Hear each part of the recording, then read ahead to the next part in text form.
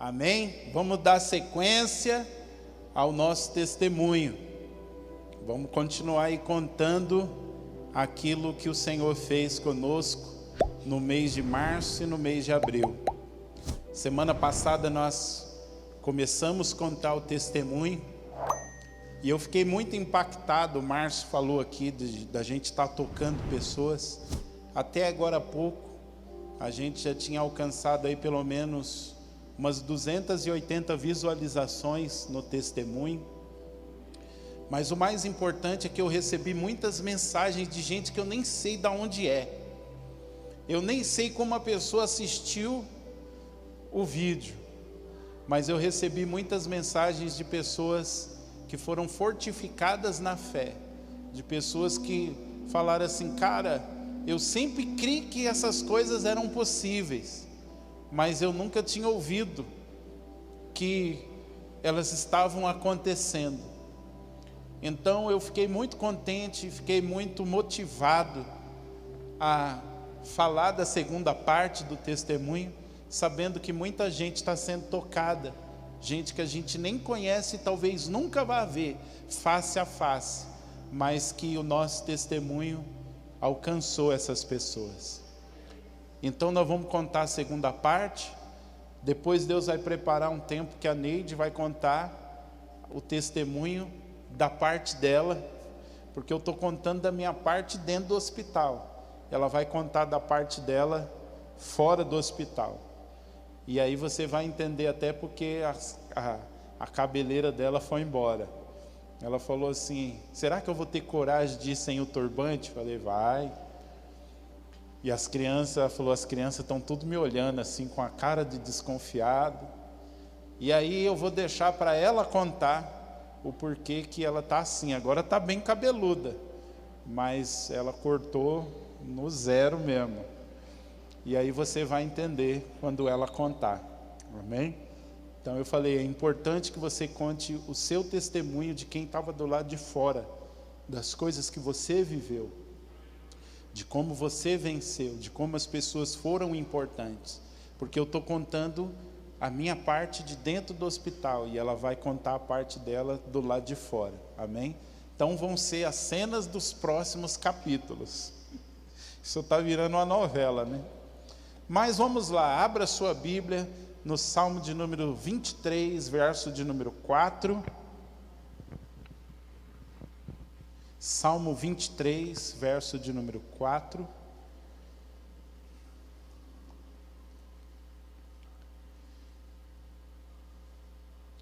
Salmo 23, verso de número 4, que diz assim: ainda que eu andasse pelo vale da sombra da morte, não temeria mal algum, porque tu estás comigo, e a tua vara e o teu cajado me consolam.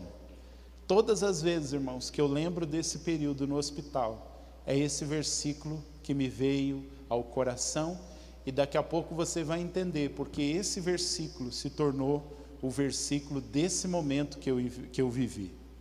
Eu terminei domingo passado falando do período que eu estava na UTI, né? Eu passei pelo menos, creio que 3 dias na enfermaria. A minha saturação, que é o nível de oxigênio no sangue, estava muito, não estava baixa, mas ela oscilava muito, e a necessidade de mais oxigênio se fez presente. Então, enquanto eu estava no quarto, eu estava no máximo 8 litros de oxigênio, só que chegou um momento que eu precisava de mais, e esse mais só tinha na UTI, né? Na UTI eu também cheguei no máximo, que era 15 litros, e o médico foi muito sincero comigo ao dizer: nós vamos fazer um procedimento com você, que é o VNI, é uma máscara que você põe e você tem que interagir com essa máscara, com essa máquina na verdade. Essa máquina vai injetar oxigênio em você, para que o pulmão ele se expanda. A médica me explicou que o meu pulmão ele tinha como que murchado, além da pneumonia. Então ela falou, o seu pulmão precisa ser expandido para aumentar a capacidade de respiração, para que a sua saturação ela fique equilibrada. e você vá diminuindo a quantidade de oxigênio que você está necessitando. E o médico disse, se isso não resolver, o próximo passo é a intubação. Agora, irmãos, você sempre ouve falar de intubação. Difícil é você estar num quarto e ver gente entubada, porque aí você olha e fala, cara, mas vai ser isso que vai acontecer comigo? Eu vou ficar preso numa máquina e desacordado, e a máquina fazendo esse processo de respiração, aí as pernas tremem, irmãos. Então, assim, foi muito difícil ouvir do médico que eles iam tentar esse procedimento, e se caso não resolvesse, a gente ia entrar no processo de intubação. E o médico foi muito claro comigo, ele disse, olha, a sua luta aqui é não ser entubado, e se você for entubado, você tem que sair da intubação o mais rápido possível, porque quanto mais tempo você ficar entubado, a possibilidade de você ter complicações ela é maior, e dependendo do tanto de dias, aí tem que fazer a traqueostomia, né? Então, tudo vai ficando complicado quando a pessoa entra no processo de intubação. Infelizmente, muita gente não retorna, e muita gente às vezes retorna não falando coisas com coisas. É um momento difícil, mas aprove ao Senhor não permitir que a gente fosse entubado. Nós fizemos esse procedimento, não foi fácil para mim, foi muito difícil, talvez pelo estado que o meu pulmão estava, fazer aquele procedimento de interagir com a máquina para respirar. Irmãos, foi uma das piores coisas que eu vivi na minha vida. Na vida a gente vive muitas coisas, mas até hoje foi o pior momento da minha vida. Eu senti coisas ali que eu não desejaria nem para o meu pior inimigo. Outras pessoas, o Christopher fez esse VNI, o tio Paulinho também fez, o Douglas não fez não, né, Douglas? O Douglas também, enquanto eu estava internado, estava lá internado também. Então teve uma galera daqui, irmãos, que olha, que a gente pode levantar a mão para o céu e agradecer. Outros que graças a Deus não precisaram de internação, e se Deus quiser, ninguém mais vai passar por isso, amém? E essa é a nossa oração. Mas para mim foi muito difícil fazer esse procedimento. Irmãos, eu senti uma sede que eu penso que eu pude sentir talvez 1% do que vai ser um inferno para aqueles que forem para lá. Uma sede, Simone, que é indescritível, de dar um desespero. Eu peguei no braço da terapeuta e falei para ela, por favor, né, mesmo com aquela máscara sufocando, eu falei para ela, por favor, eu preciso de um gole de água. E ela me disse, eu não posso dar água para você, porque você pode ter uma embolia pulmonar. E eu disse para ela, eu não estou aguentando de sede, irmãos, era algo surreal. Eu só pude lembrar do texto quando Jesus falou do rico e do Lázaro, que o rico foi para o inferno, e de lá ele pedia para que pelo menos se molhasse a ponta do dedo e colocasse na língua dele para aliviar. Então assim, eu senti uma sede surreal. Eu só conseguia pensar o seguinte, Deus, se isso aqui é um pingo daquilo que vai ser o inferno, eu não quero nem imaginar o que as pessoas que vão e que já estão no inferno estão passando ou vão passar. Porque era um negócio, irmãos, que não tem palavras. Muitas coisas que eu vivi, eu não tenho, por mais que eu conte, eu não vou conseguir passar para você o que realmente a gente viveu, né? Eu tive lá na casa do Douglas e da Dani, a gente conversando, ele contando também coisas que ele viveu, mas as coisas que a gente vive, irmãos, o Christopher também, eu conversei com ele, elas são muito únicas. Por mais que a gente conte, a gente não consegue passar as emoções e passar aquilo que verdadeiramente a gente experimentou. Então eu ali naquele procedimento, e muita sede, não via a hora daquilo terminar, e poder pelo menos tomar um pouco d'água, pelo menos molhar a língua. Foi muito difícil.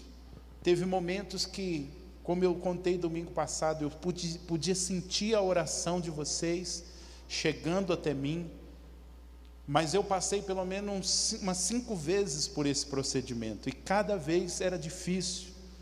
Um dos dias, que foi mais ou menos à tardezinha, um médico chegou lá e falou assim, dá um pouco de morfina para ele conseguir fazer esse procedimento, para ele relaxar um pouco, porque o negócio para mim estava muito tenso.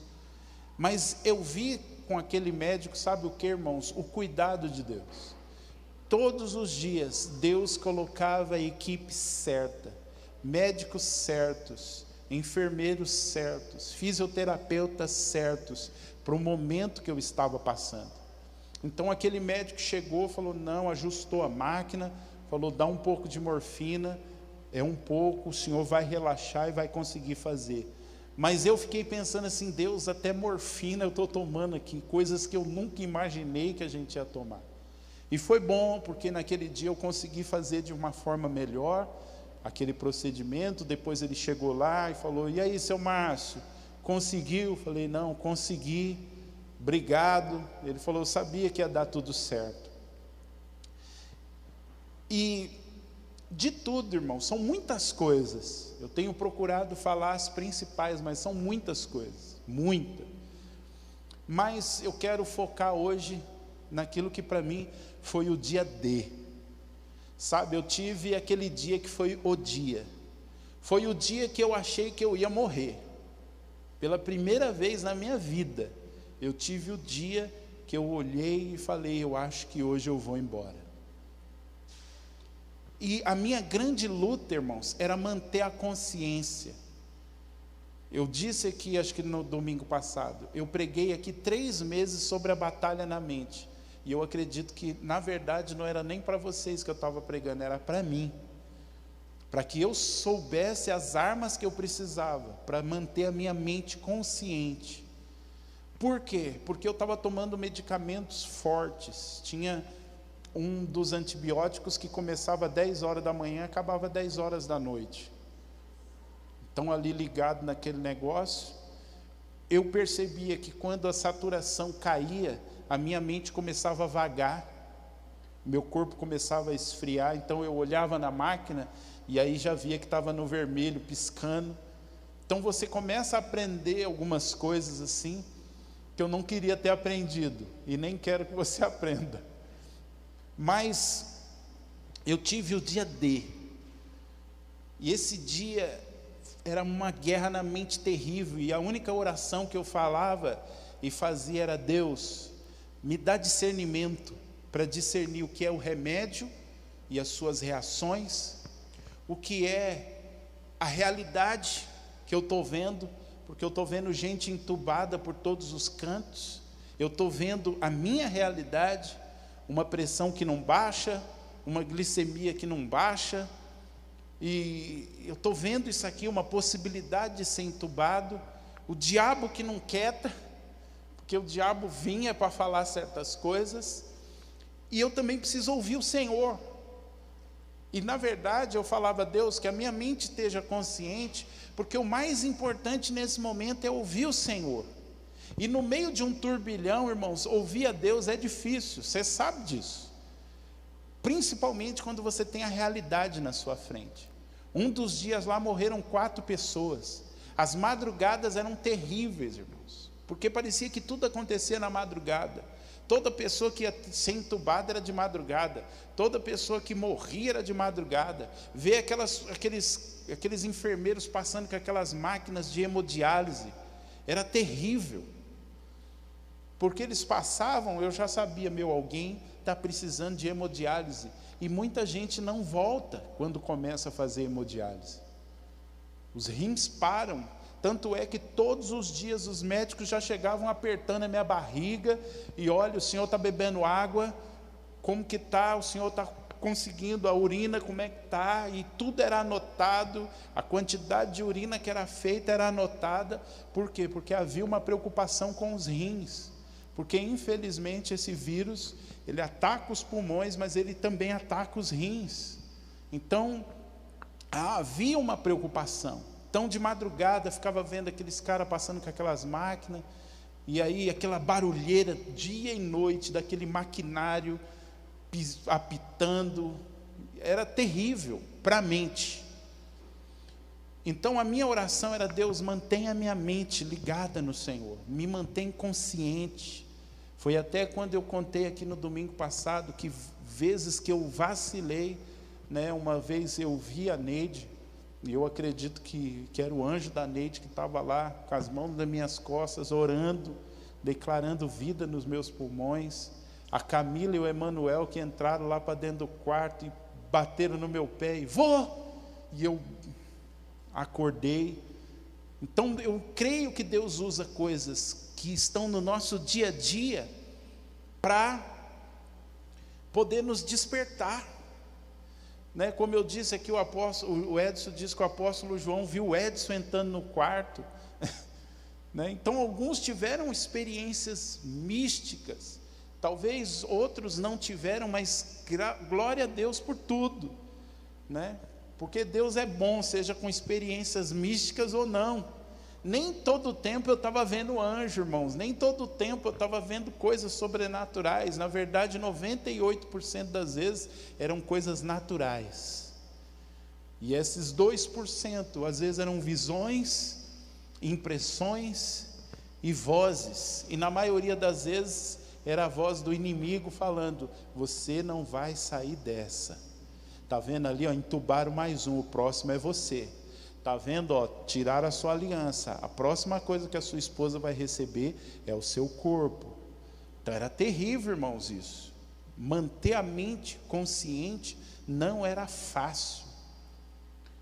Por isso hoje, quando eu oro pelas pessoas que estão na UTI, nesse estado, principalmente do Covid, eu oro pela mente dessas pessoas, para que elas consigam manter a consciência. Porque se perder a consciência, é um abraço. E principalmente para nós que somos cristãos. E nesse dia foi o dia que eu olhei todas as situações, todas as possibilidades. O médico dizendo: se a sua saturação não melhorar, nós vamos te entubar. Eu olhei e falei: Jesus, agora chegou a hora. Eu acho que eu não saio mais dessa. E eu tive que fazer uma análise da minha vida.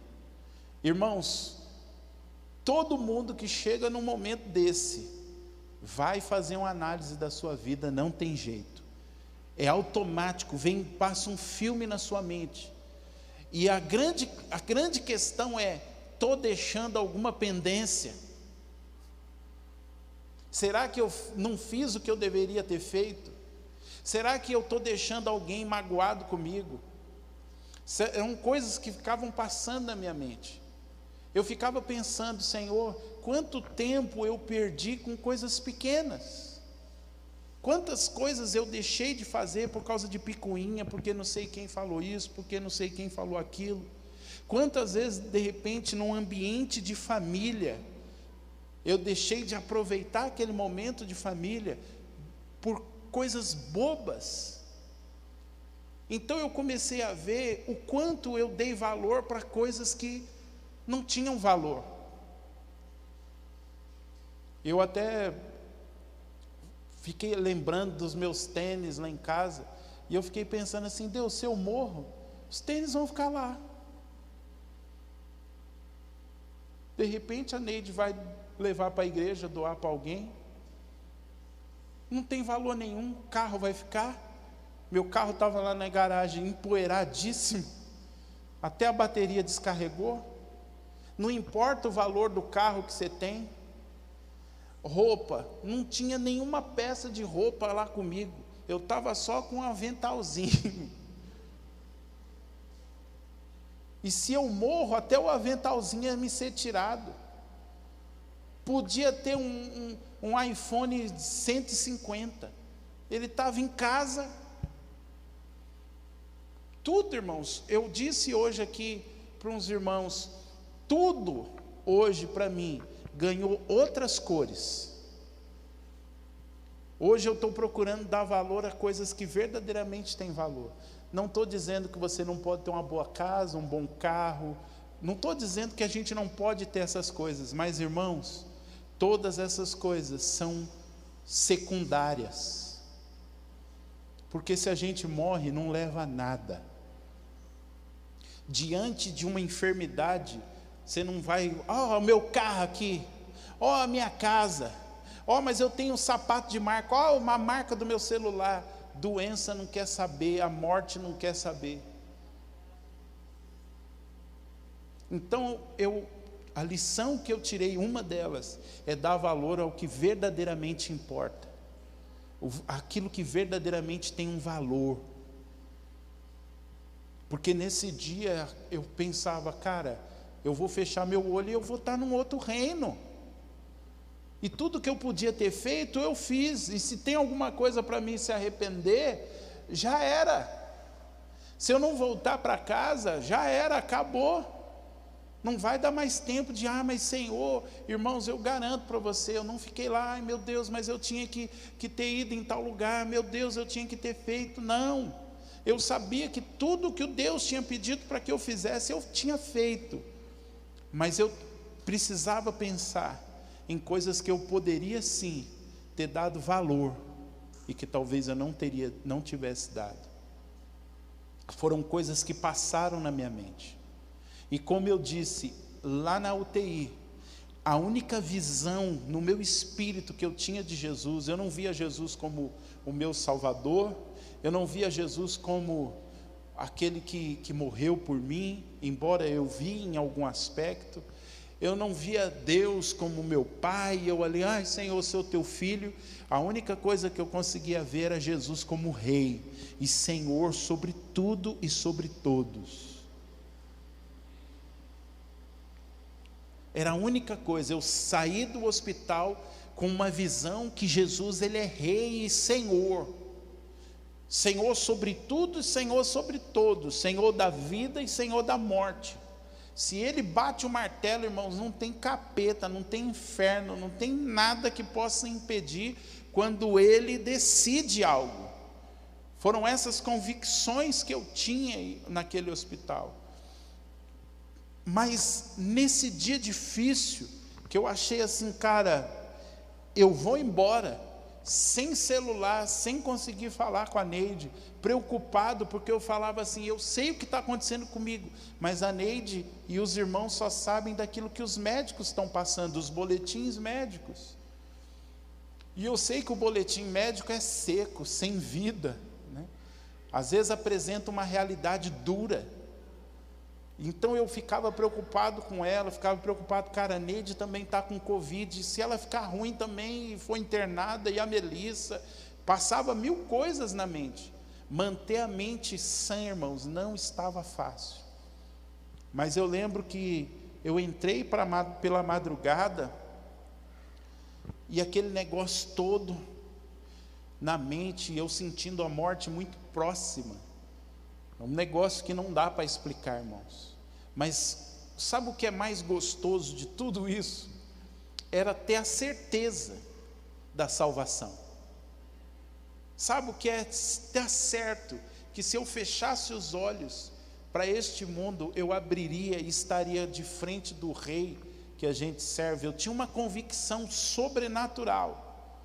Ali eu pude entender que aqueles que partem no Senhor, eles creem, eles entram num nível de convicção tão certa que eles não temem a morte, porque eles sabem que é só uma passagem deste mundo para o mundo do rei. Eu tinha uma convicção, uma certeza que não tem como explicar. E as coisas foram piorando, aí você já vê alguém passando e falando assim, cara, acho que não vai ter jeito, vai ter que entubar. Aí o fisioterapeuta chegou e falou, Márcio, nós vamos desligar lá a máquina, falou, vira de bruço aí, eles falam pronar, né? Virar de bruço, vira de bruços e vamos ver se a sua saturação melhora. Irmãos, experimenta quando você chegar em casa virar de bruços. É a coisa mais fácil que tem. Para mim era um tormento. As pessoas tinham que vir me ajudar a virar de bruço na cama, porque era como se tivesse uma montanha nas costas, de tanto esforço. Era terrível fazer algumas coisas. Então me viraram de costas e eu permaneci ali por mais de 3 horas. O meu ombro estava doendo demais. O meu pulmão parecia que tinham passado uma faca e partido no meio. Chegou uma hora que eu não aguentava mais, chamei o fisioterapeuta, falei, eu não aguento mais. Ele falou, você precisa ficar mais um pouco, a sua saturação ainda está baixa. E aí fica mais um pouco. E toda essa luta na mente, e, cara, acho que eu não vou conseguir, vão me entubar, eu não vou voltar, aquele negócio todo, uma luta na mente terrível. E eu sentindo às vezes, irmãos, que era como se eu tivesse rodeado de um exército de demônios, e eu com uma espada, Simone, lutando sem ter forças. Eu tive essa sensação, que era como se todos os demônios do inferno tivessem vindo sobre mim para me matar, e eu ali com a espadinha ali, batendo para tudo quanto é lado, só que chega uma hora que você não tem mais forças. Irmãos, eu vi ali naqueles dias a importância de você ter um depósito espiritual. Nesse momento eu tive que viver do depósito. Sabe o que é o depósito? Para mim foram todas aquelas segundas-feiras que a gente vinha aqui orar. Segunda-feiras que o céu descia, segundas-feiras que a gente não sentia nada e ia embora. Segundas-feiras que a gente saía daqui meia-noite, segunda-feiras que a gente saía daqui 9h30, sem sentir um arrepio, sem sentir nada. Foram as leituras de Bíblia em casa, as orações em casa, os cultos, as palavras que eu recebi, tudo aquilo para mim era como se tivesse sido um depósito para que eu pudesse, naquele momento que eu não conseguia sequer abrir a boca para falar Jesus, naquele momento que era como se eu tivesse com uma espada guerreando contra um monte de inimigos sem força. Às vezes a esperança ela era minada. Então aquele tempo na UTI foi o tempo do depósito. Eu vi como fez a diferença ter esse depósito espiritual. E no meio de tudo isso, irmãos, teve um momento que eu falei para Jesus, Jesus, vamos lá, se é para ir, vamos logo, mas se é para ficar, vamos ficar. Eu entendi, irmãos, que era como se Jesus estivesse esperando uma postura minha. É muito estranho isso. É como se Jesus, eu não vi Jesus lá, não vou dizer nem que eu senti a presença de Jesus num sentido, que a gente está acostumado aqui na igreja, nossa, eu estou sentindo a presença de Deus, não teve isso lá, irmãos. Mas era como que se Jesus estivesse esperando uma postura minha, Davis. E aí chegou um momento que eu, nesse meio de alucinação, nesse meio de tudo, eu cheguei e falei, Jesus, vamos lá, se chegou a minha hora, pode levar. Mas chegou um momento que eu falei, Jesus, vamos sentar aqui, vamos conversar. O Senhor fez promessas para mim. Eu sonhei com eu e a minha casa em Portugal. Eu, a Neide, a Melissa, a gente estava em Portugal. Semanas antes a gente foi num culto lá em Jacareí. Deus usou um profeta lá, irmãos, e olha, esse profeta morreu de Covid. Na mesma época que eu estava internado, ele também pegou Covid e morreu. E a gente sentou numa mesa, a gente conversou lá em Jacareí. Um profeta que a Melissa falou assim, pai, o senhor tem que levar ele lá no Libertador. Eu falei, meu, esse cara lá vai virar um negócio, mas agora ele está com o senhor. Mas esse profeta muito preciso, nos deu palavras, ele profetizou de um jeito que eu não entendi direito, e eu acho que nem ele. Ele falou assim, muitos dos seus amigos já morreram, coloca suas barbas de molho. E eu entendi que, hoje eu entendo que Deus já estava falando que a morte já estava me rondando. Ele deu uma palavra para Melissa, que a gente até brincou, Deus usou as mesmas palavras que a gente usa com a Melissa. Às vezes a gente está falando algo para a Melissa, e a gente brinca assim, dá vontade de dar uns socos em você, a vontade de te dar soco. A gente fala no sentido do quê? Entende o que eu estou te falando. Esse profeta veio, deu a palavra para Melissa e falou assim, dá vontade de dar uns socos. A gente começou a rir, e o profeta olhou assim para a gente, assim, Alex, tipo, pô, vocês estão rindo no meio de um culto. E aí depois a gente na mesa explicou para ele, falou, é a mesma expressão que a gente usa. E eu falei, Melissa, só Deus sabe de como a gente conversa. E por que Deus usou essa expressão? Porque ela saberia reconhecer que era Deus que estava falando. E eu falei, Deus, o Senhor acabou de usar um profeta, disse que a Melissa vai para a Irlanda. E eu falei, ela não vai sozinha, nós temos que ir junto. E eu falei, Deus, e os sonhos, e as profecias, que o Senhor usou profetas, mas que o Senhor falou comigo. Senhor, e o livro que eu ainda não escrevi, que o Senhor usou 300 profetas para falar, olha, escreve um livro. E eu falei, Deus, eu ainda não escrevi, porque eu entendi, eu falei para Deus, Deus, eu ainda estou escrevendo, eu não estou sendo negligente, então eu tenho que terminar o livro. Falei, Deus, tem uma igreja lá ainda, e as coisas que o Senhor falou que eu vou viver com aquele povo. E eu comecei a falar para Deus essas coisas. E aí, em determinado momento, quando eu estava falando das promessas para Deus, daquilo que Ele falou, e eu não falei para Ele cobrando dele algo, eu não estava jogando na cara dele, mas na verdade era como se Deus estivesse esperando assim, cara, vamos, faz alguma coisa, reage, é você que tem que reagir. Eu já fiz tudo, mas agora é você que tem que fazer algo por você.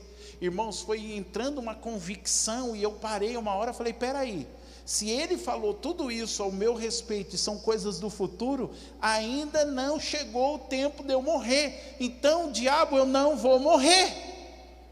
Márcio, você não vai morrer. Deus, eu não vou morrer, eu vou viver, porque as tuas promessas são fiéis. E se o Senhor diz que esse é o meu futuro, o Senhor não disse em nenhuma parte desse futuro que eu iria morrer. Então, Senhor, eu me agarro às tuas promessas, eu vou viajar com a minha família, eu vou viver cada uma das tuas promessas. Aí, irmãos, é a hora que você precisa ter bala na agulha da palavra, porque eu comecei a declarar a palavra sobre mim. Comecei a declarar lá Romanos, que diz assim, a lei do Espírito de vida venceu a lei do pecado e da morte. E na minha mente eu comecei a declarar, a lei do Espírito de vida está em mim. Ela venceu não só o pecado, mas derrotou também a morte. O que agora está operando em mim são esses remédios? Sim, mas muito mais do que esses remédios, o que está operando em mim agora é a lei de vida. A vida de Jesus está fluindo no meu corpo, a vida de Jesus está tocando agora cada veia, cada artéria. A minha glicemia é normalizada, a minha pressão arterial é normalizada, a minha saturação é normalizada, porque a lei do Espírito de vida está fluindo e operando em mim. Comecei a declarar, o mesmo Espírito que ressuscitou a Jesus dentre os mortos, é o Espírito que agora em mim opera. Há uma vida operando em mim, essa vida vence a morte. Irmãos, eu comecei a declarar isso, comecei a meditar nisso, comecei a tomar posse disso. Aleluia, aleluia. E todas as vezes que a dúvida vinha, eu falava, não, é a lei de vida que está operando em mim. Sentindo o meu pulmão, irmãos, como se estivesse cortado pelo meio. Eu comecei a pensar, falar, não, peraí, Jesus, lá quando o Senhor foi preso e foi levado para ser chicoteado, a palavra de Deus diz que o Senhor foi chicoteado a tal ponto que o Senhor não parecia nem um ser humano. E eu falei: Deus, eu sei por estudos que o Senhor foi chicoteado de uma tal maneira que carne foi arrancada do seu corpo e o seu pulmão chegou a ficar exposto. E o Senhor ficou 6 horas pendurado na cruz. O Senhor sabe o que é ficar com falta de ar, então o Senhor sabe o que eu estou sentindo. O Senhor sabe o que eu estou passando com essa falta de ar. Mas tem uma coisa, Senhor: o Senhor sofreu para que hoje eu pudesse ter vida. O seu pulmão foi exposto para que o meu pulmão fosse curado. O Senhor sofreu 6 horas naquela cruz, sem oxigênio, puxando o ar. O Senhor não tinha uma máquina como eu tenho, o Senhor não tinha uma equipe médica ao seu redor, mas o Senhor passou tudo isso, para que hoje eu pudesse dizer: eu sou sarado, eu sou curado em nome de Jesus. Senhor, o teu pulmão foi exposto, e eu tomo posse de todas as feridas que foram feitas no teu pulmão, para que o meu pulmão fosse curado. Mas às vezes, irmãos, não era fácil. A mente ficava, mas eu grudava nessas coisas. Nesse dia que foi o dia de decisão, eu me apeguei a tudo isso. Eu segurei nisso. Não era jogando na cara de Jesus, não era cobrando nada, mas eu sentia que Jesus queria de mim uma postura de guerra, uma postura de lutar pela vida, uma postura de querer viver, uma postura de decidir viver. Eu vou dizer algo aqui, irmãos, que pode te chocar, mas eu vou dizer. Existe, e eu não sei explicar isso, mas existe como eu posso dizer, pessoas que beiram a morte. Eu acho que chega se elas chegarem muito próxima do reino de Deus nesse momento, elas pulam para o outro lado.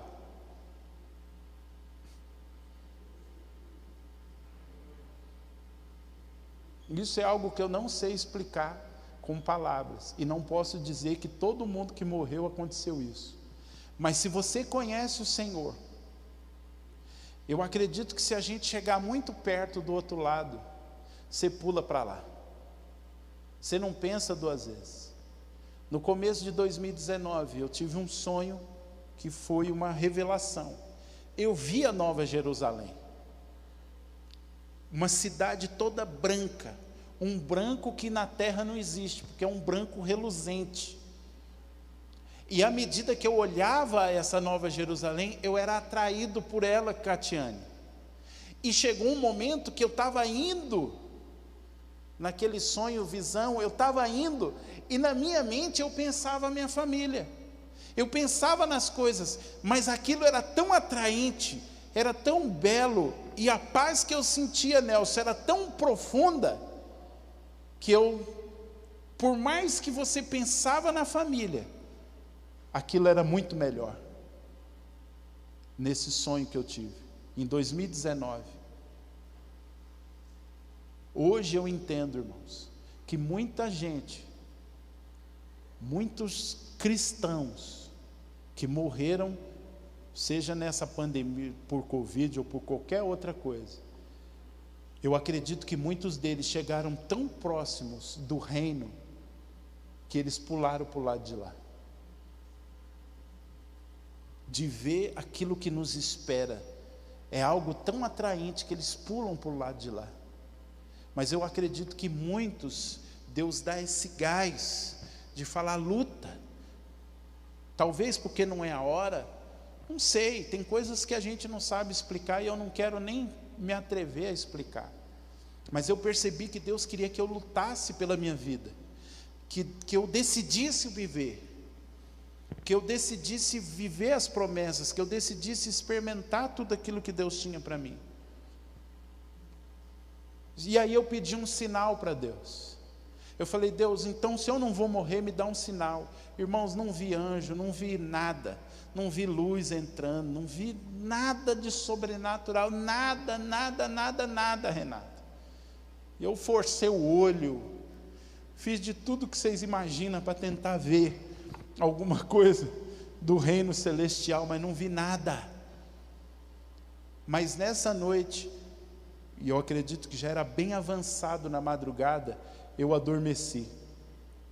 Talvez cansado pela batalha, eu adormeci e acordei com uma enfermeira balançando e me chamando, Márcio, seu Márcio.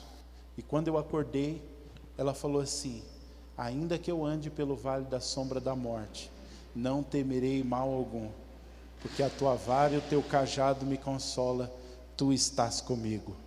Seu Márcio, o Senhor passou pelo vale da sombra da morte. Acabou, passou. Eu vi que o sinal que eu tinha pedido para Deus tinha vindo pela boca daquela enfermeira. A primeira vez das muitas que ela ficou responsável por cuidar de mim, ela chegou com uma palavra do céu para a minha vida. E ela saiu e eu falei: Deus, o sinal que eu precisava. Ali eu tinha convicção, irmãos, que vocês iam ter que me suportar mais um pouco. Aí ela rodou, voltou, falou: o senhor já falou com a sua esposa? Falei: não.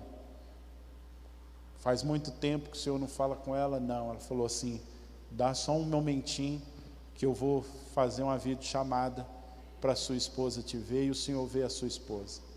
E ali, escondido por detrás dos bastidores, ela ligou para a Neide e a gente fez a primeira videochamada ali na UTI, e eu ainda com máscara, com aquele negócio todo, mas aquilo já deu um gás, de ver a família, já deu uma renovada.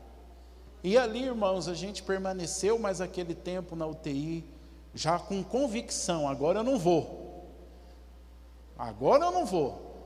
Agora é daqui para o quarto e daqui para casa. Era o sinal que eu precisava e ele deu o sinal.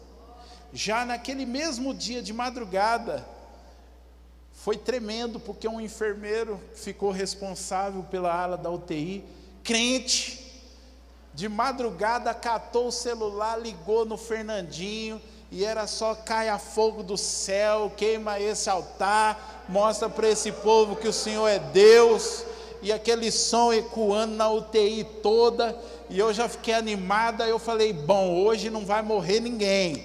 Falei: diabo, ontem você levou um povo, mas hoje não morre ninguém, hoje não morre ninguém nessa UTI.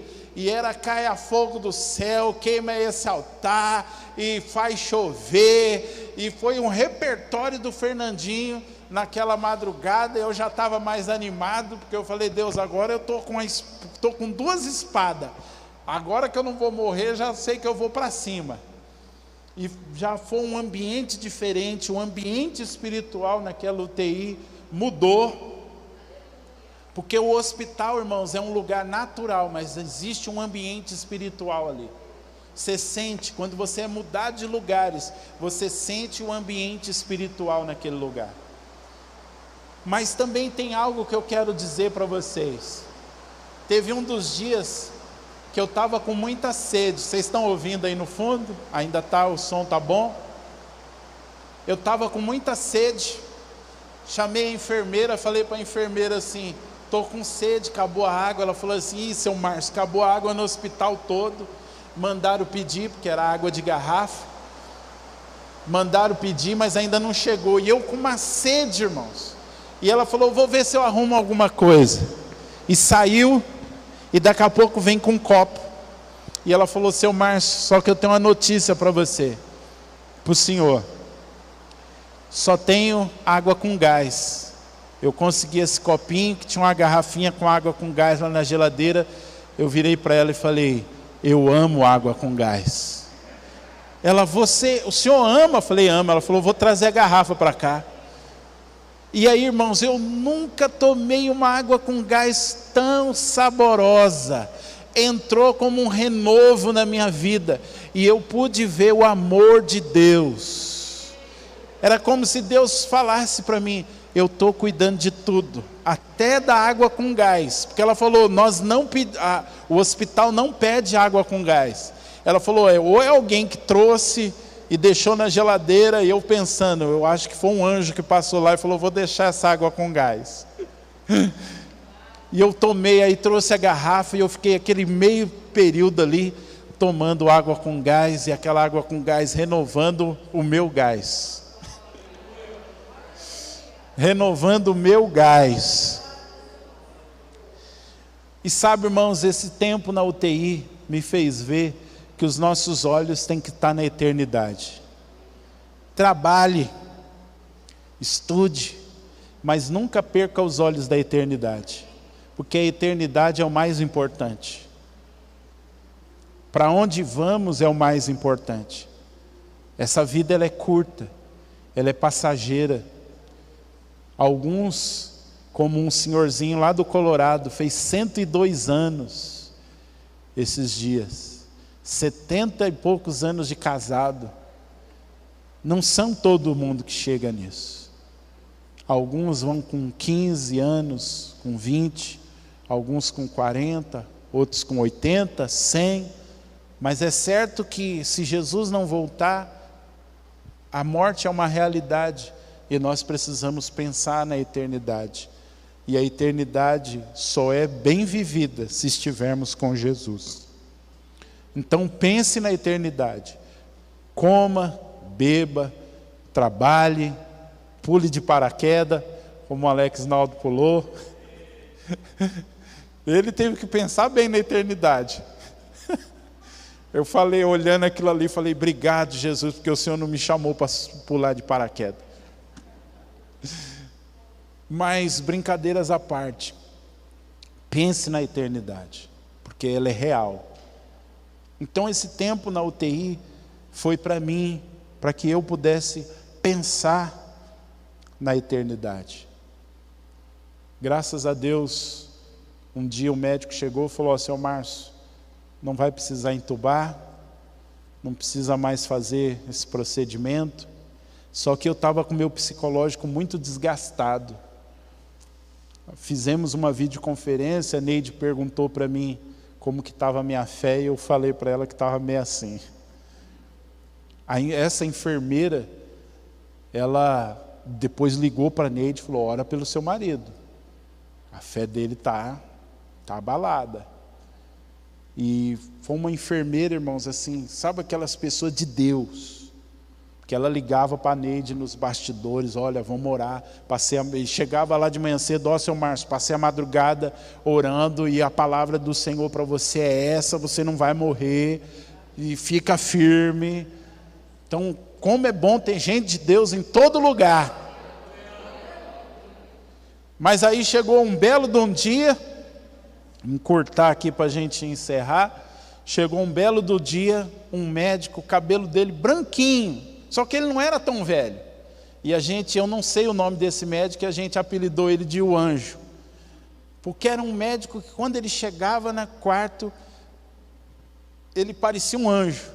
Sabe aquelas pessoas que chegam, não sei se ele é crente, não sei nem se ele acredita em Deus, mas sabe aquelas pessoas que chegam e elas carregam um brilho que muda as coisas? Então eu apelidei ele de um anjo, porque eu não conhecia, o cabelo dele bem branco mesmo, e ele não era tão velho, e a maioria das vezes era ele que ligava para a Neide para dar as coordenadas do que a gente estava vivendo. E ele chegou um dia lá e falou, seu Márcio, vamos sair da UTI? Falei, demorou. E aí ele falou, eu vou tirar o senhor da UTI. E ele ligou para a Neide e falou assim, ó, estou tirando seu marido da UTI, porque eu sinto que agora é o psicológico. O psicológico dele está abalado e ele precisa sair daqui para melhorar. E aí, irmãos, esse médico chegou, falou, ó, só esperar arrumar o quarto lá, que você está saindo da UTI. Aí chegou aquela tropa para me colocar na maca, e me colocaram na maca, e na medida que a gente foi saindo da UTI, irmãos, pensa numa festa. Os enfermeiros, médicos, os fisioterapeutas que estavam lá, todo mundo gritando, aplaudindo. Eu estava quase falando para ele, gente, mas e os outros? Mas os outros estavam tudo desacordados. Mas fizeram a festa, mas celebraram, pularam, dançaram, deram glória a Deus.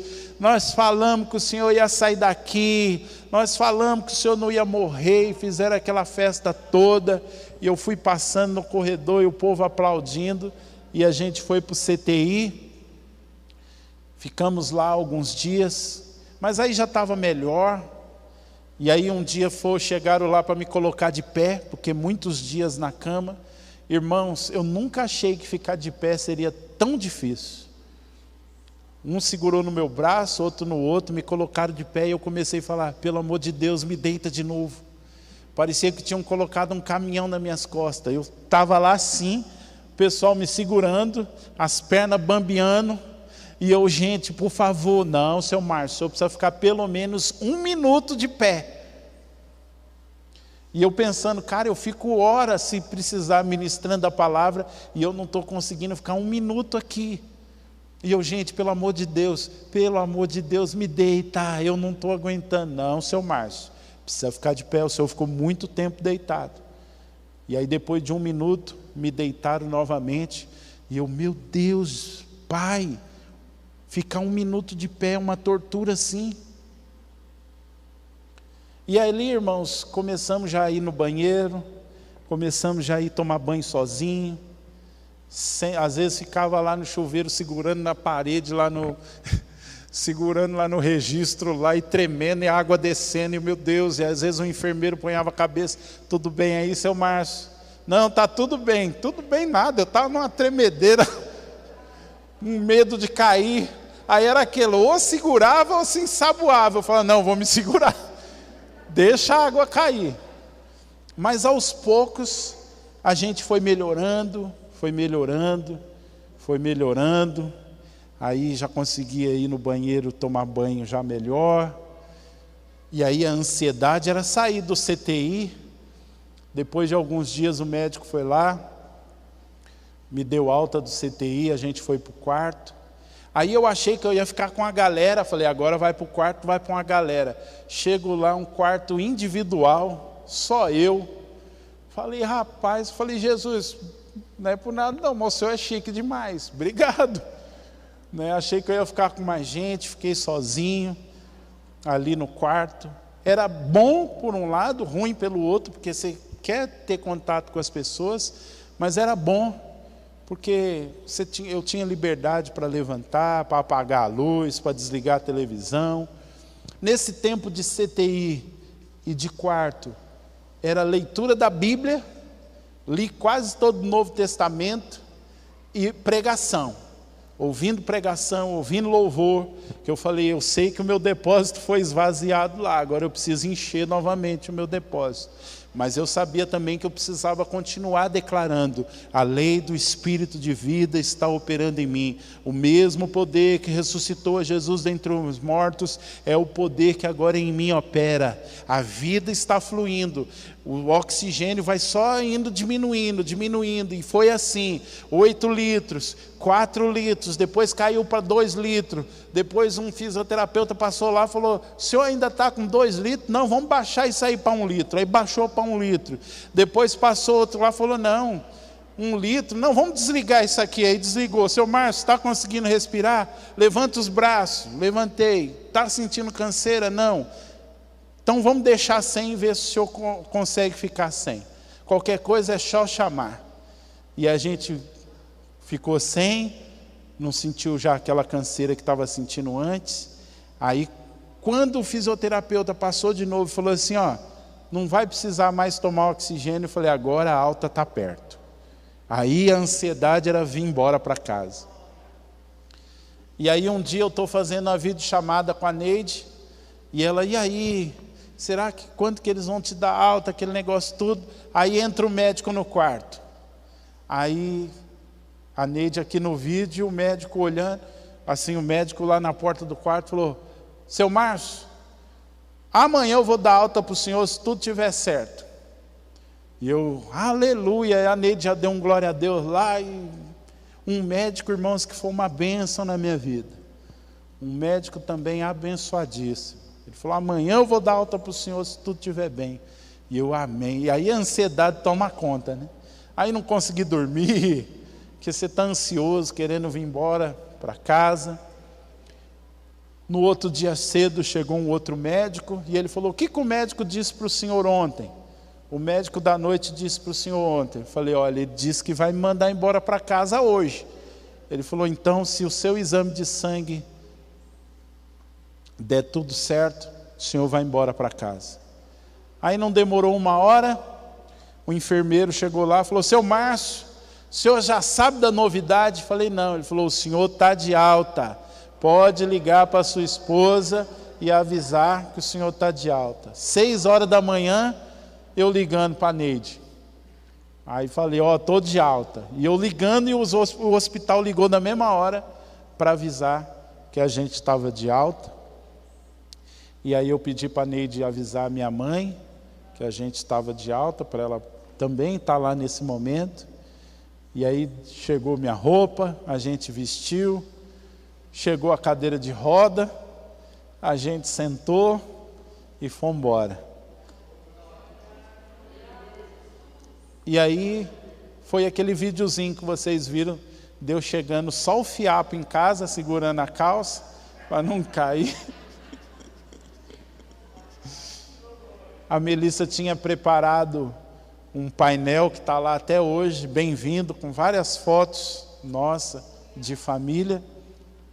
Mas eu disse para alguns irmãos, o momento pós, daquele videozinho que tem de eu chegando em casa, é algo que só está filmado no céu e nos nossos corações.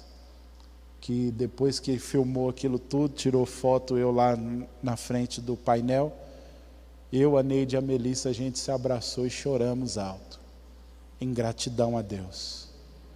Porque teve dia que eu não imaginei, eu não conseguia pensar que eu voltaria para casa. E quando eu pisei em casa, e pude sentar no sofá e a gente pôde se abraçar, a gente chorou em gratidão ao Senhor. É maravilhoso. Depois, não vai ser no próximo domingo, mas em algum domingo desse a Neide vai contar a parte dela. Porque só Deus, ela, minha mãe, minha irmã que está lá em Ribeirão Preto, e vocês sabem a luta que foi estar do lado de cá. Embora muita gente chegou e falou para mim: Márcio, quando a gente orava, eu tinha certeza que você não ia morrer. Falei: obrigado, gente, pela certeza. Mas eu sei que era tenso, principalmente para a Neide, minha irmã, a minha mãe. Minha irmã mandava mensagem depois que eu estava no CTI, já melhorando, e ela falava assim: você não está mentindo, né? Não, estou bem. Aí fazia vídeo: ó, estou bem, estou com essa máscara aqui, mas estou bem. Não, você não está mentindo. Não estou mentindo. Ela orou muito lá também, divulgou lá pelas igrejas. Deus é bom. Deus é bom. Deus é bom. Ele escolheu deixar a gente. Mas se Ele tivesse levado também, Deus continuaria sendo bom. Amém? Não é porque Ele deixou que Ele é bom. É porque Ele é bom mesmo. Deixando ou levando, Ele é bom. A sua vontade sempre é perfeita e agradável. Ainda que a gente não entenda, ainda que a gente não compreenda, e ainda às vezes que a gente nem aceite. Mas uma coisa eu sei, um dia nós vamos entender tudo. E nós vamos ver que Deus é bom. Você quer se colocar de pé? Se coloque de pé. Aí, ó, para abençoar o apóstolo Nelson, está aí, ó, número da conta, está aí o Pix, amém? Vamos ajudar o apóstolo Nelson aí, nessa empreitada. Irmãos, eu estou muito contente com Jesus. Não tem como não estar, né? Depois do que a gente passou, não tem como eu não estar contente com Jesus, por ter visto a mão dele agindo e operando. Aí quando eu ouço o Christopher, eu ouço o Márcio, eu ouço o Douglas, a gente vê que Deus é bom, né, Douglas? Irmãos, o Douglas viu até o sepultamento dele, você acredita?